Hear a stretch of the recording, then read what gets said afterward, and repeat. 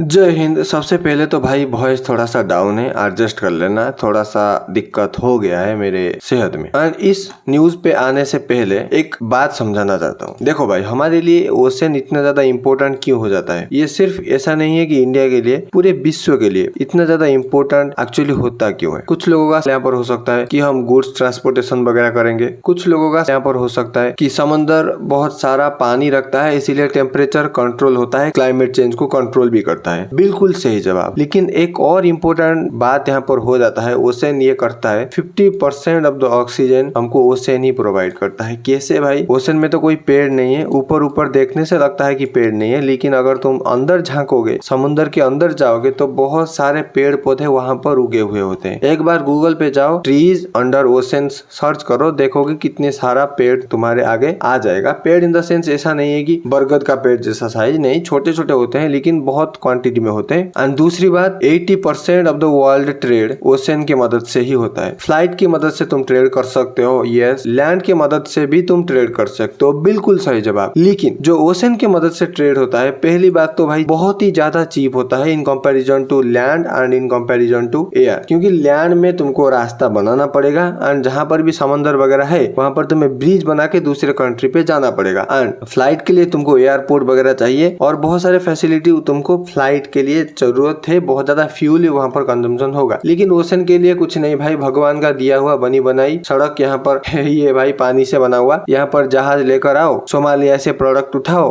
Malaysia में बेच दो, कोई फर्क नहीं पड़ता। यहाँ पर आराम से तुम जाओगे, जहाज में जो भी खर्चा आएगा वही खर्चा आएगा, बस। और दूसरी बात, ओशन तुमको खाना प्रोवाइड करता है बहुत ज्यादा नंबर पर। कैसे? मछलियां कहाँ पकड़ते हो भाई? तुम्हारे घर के पीछे वाले तालाब से थोड़ी मछली इतना ज्यादा आ सकता है। ऐसा नहीं कि ओशन सिर्फ एक ही चीज प्रोवाइड करता है, बहुत सारे डाइवर्सिफिकेशन ओशन के मामले में है जो ओशन हमको प्रोवाइड करता है। एंड अगर तुम ओशन को मास्टर कर लो तो तुम्हें ऐसे ही रिसोर्सेज की कभी कमी नहीं होने वाला। एंड सबसे इंपॉर्टेंट चीज यहाँ पर हो जाता है ट्रेड, क्योंकि ट्रेड ही हमारे हाथ में है। जो ऑक्सीजन वगैरह बनते हैं, मछली वगैरह बनते हैं, वो तो अलग बात। ट्रेड हमको ओशन में संभालना है। एंड ओशन में ट्रेड संभालने के लिए हमारे पास शिप बिल्डिंग कैपेबिलिटी भी होना चाहिए, ताकि हम कोई भी चीज, लेट सपोज यमन से इंडिया लाएंगे तो आराम से ले आ सकते हैं, एंड इंडिया से यमन भेजेंगे तो आराम से उसको भी सेंड कर सकते हैं। एंड अगर हम शिप के मामले में दूसरे देशों पर डिपेंडेंट हुए, तो अगर फ्यूचर में वो कंपनी शिप हमको ना ही दे तो हम कैसे उड़ के वो सामान को लाएंगे? नहीं ला पाएंगे भाई। एंड वहां पर हमारे को नुकसान हो ही जाएगा। खैर, इतना चांस है नहीं कि कोई शिप ही ना दे,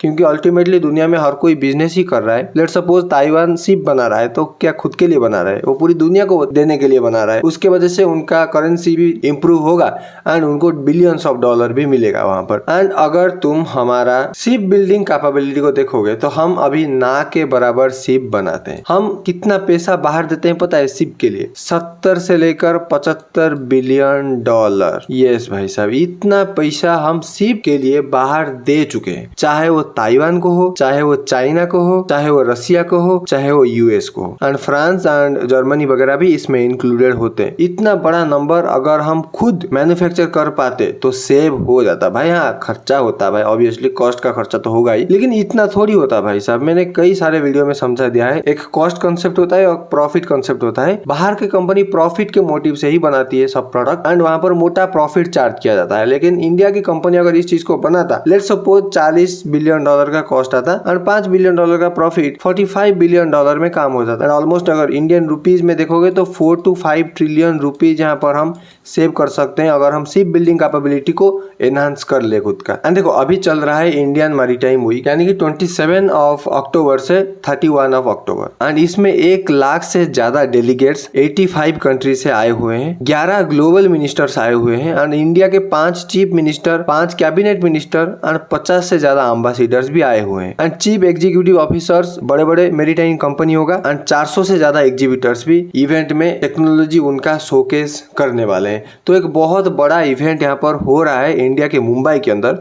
एंड इस इवेंट में बहुत बड़े बड़े वादा किया जा रहा है एंड इन्वेस्टमेंट लाया जा रहा है इंडिया में फॉरेन डायरेक्ट इन्वेस्टमेंट के तहत, या इंडियन कंपनी भी इन्वेस्ट बहुत ज्यादा करने वाला है। एंड खैर, गवर्नमेंट तो इन्वेस्ट करने ही वाला है।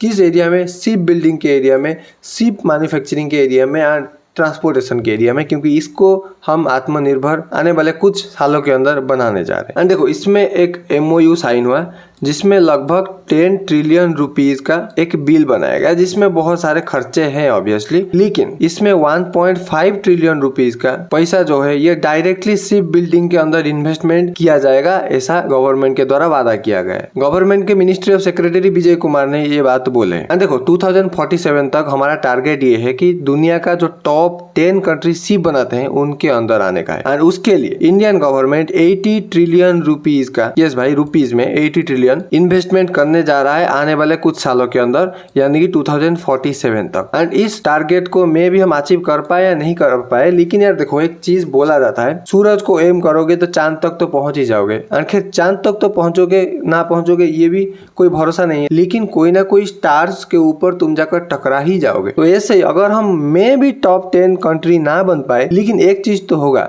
हम सेल्फ रिलायंस बन जाएंगे। हम खुद का जितना भी शिप का नीड है ये खुद फुलफिल कर सकते हैं, एंड ये छोटी अचीवमेंट नहीं है। एंड ये जो 80 ट्रिलियन रुपीस का इन्वेस्टमेंट होने वाला है, इसमें लगभग 15 मिलियन जॉब भी जनरेट होगा। भाई भाई भाई भाई अपॉर्चुनिटी ऑफ अर्निंग भी है यहाँ पर। इंडियन लोगों को स्पेसिफिकली ये अर्निंग मिलने वाला है, क्योंकि देखो यार इंडिया में अगर प्रोडक्शन होगा, जो लेबर वगैरह है, जो हेवी अमाउंट ऑफ लेबर चाहिए, ये तो इंडिया से ही लाया जाएगा। हाँ, कुछ इंजीनियर्स वगैरह आई थिंक बाहर से आ सकते हैं, कुछ एक्सपर्ट्स बाहर से आ सकते हैं। एंड ये 80 ट्रिलियन रुपीस से 54 trillion rupees directly ship building and जो शिप बिल्डिंग के लिए जो फैसिलिटी है उसमें इन्वेस्टमेंट होगा।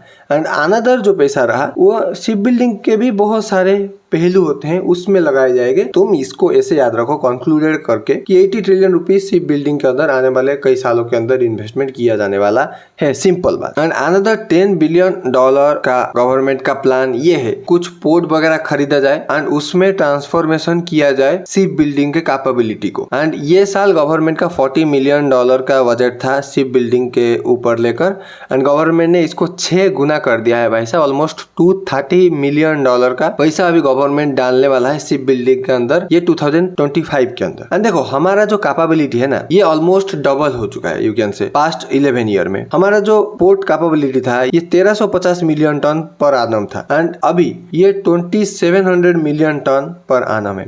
एंड इसमें भी 3 कैटेगरी ऑफ जहाज हैं। देखो पहला है तो कार्गो। कार्गो का सिंपल मीन्स ये है कि एक देश से दूसरे देश माल वगैरह भेजना। अगर मैं इंडिया से तंजानिया माल लेकर जाऊंगा, ये कार्गो ही करेगा भाई, ये इंटरनेशनल बॉर्डर पार करेगा। पहले का कैपेसिटी हमारा 976 मिलियन टन पर आनम था, एंड अभी 1640 मिलियन टन पर आनम है। एंड दूसरे टाइप का जहाज है coastal shipping cargoes. Coastal shipping cargoes basically होता ये है कि लेट्स सपोज इंडिया के अंदर कहीं पर ट्रांसपोर्टेशन करना है, मतलब मुंबई से अगर मेरे को माल लेकर जाना है उड़ीसा तक, ये होती है coastal shipping cargoes. Let's suppose Mumbai से गोवा तक भी जाना है, माल जहाज से लेकर गोवा तक पहुंचाना है, एंड इसका कैपेबिलिटी 77% हमारे पास बढ़ा है। 123 मिलियन टन पर आनम था, एंड ये अभी 218 मिलियन टन पर आनम है। एंड इनलैंड कार्गोज ये 6.9 मिलियन टन पर आनम से 145 मिलियन टन पर आनम हो चुका है। एंड बेसिकली ये क्या है, inland cargoes in the sense जो नदी वगैरह इंडिया के अंदर बहते हैं उसके हेल्प से कार्गो का ट्रांसपोर्टेशन एक जगह से दूसरी जगह तक करना,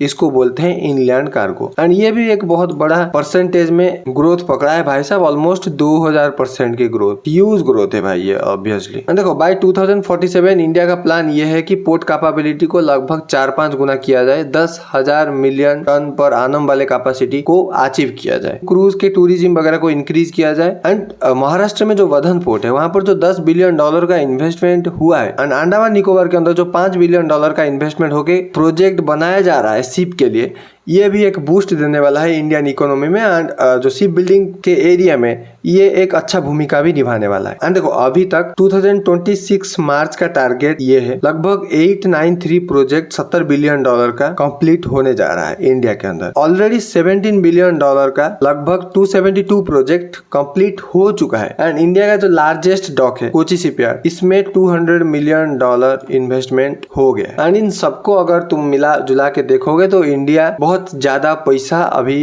इन्वेस्टमेंट कर रहा है शिप बिल्डिंग के ऊपर। एंड शिप बिल्डिंग के ऊपर हम अगर इन्वेस्टमेंट नहीं करेंगे तो थोड़ा सा दिक्कत हो सकता है। इन छोटे छोटे मामले में तो खुद को सेल्फ रिलायंस आई थिंक बनना पड़ेगा। एंड अगर नहीं बनोगे तो इन फ्यूचर में भी दिक्कत हो सकता है। तो देखते हैं आने वाले टाइम पर क्या होता है। एक्चुअली इंडिया में ये सब जो हो रहा है ये काम करता है या काम नहीं करता है। तो thank you so much for watching this video.